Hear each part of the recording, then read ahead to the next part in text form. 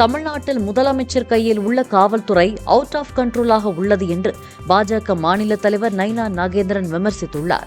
திருவண்ணாமலையில் பிரச்சார பயண கூட்டத்தில் பேசிய அவர், சினிமாவில் நடிப்பதைப் போல் அரசியல் நடத்தலாம் என சிலர் நினைத்துக் கொண்டிருப்பதாக கூறினார். ஆட்சியில் என்னன்னா எந்த பெண்களுக்கும் பாதுகாப்பு கிடையாது. பெண்களுக்கு எதிரான குற்றங்கள் 60% கூடியிருக்கிறது.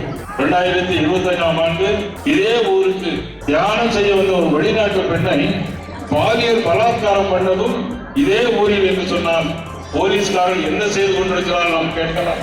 அப்படி கேட்கும்போது கிரிவலம் வந்த ஒரு ஆந்திர பெண்ணை 2 போலீஸ்காரங்க தன்னுடைய தாய் முன்னாலேயே தூக்கிட்டு போய் பாலியல் பலாத்காரம் பண்ணதும் இதே திருவண்ணாமலை என்று சொன்னால் காவல்துறை என்ன செய்து கொண்டிருக்கிறது? காவல்துறையுடைய ஈரல் புறையோடி இருக்கும். காவல்துறை செயல்பாட்டில் இல்லை.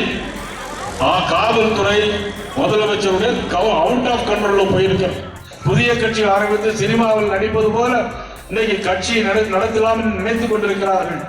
நான் அவர்களுக்கு ஒன்று சொல்லுவேன், இந்தியாவிலே மிகப்பெரிய கட்சி மட்டுமல்ல, உலகத்திலே மிகப்பெரிய கட்சி பாரதிய ஜனதா கட்சி. 1600 எம்எல்ஏக்கள், 270 நாடாளுமன்ற உறுப்பினர்களை பெற்ற கட்சி பாரதிய ஜனதா கட்சி. மறுக்க முடியுமா? இன்னைக்கு நீங்க பேசுகிறீர்கள், போட்டி யாருக்கும் யாருக்கும்.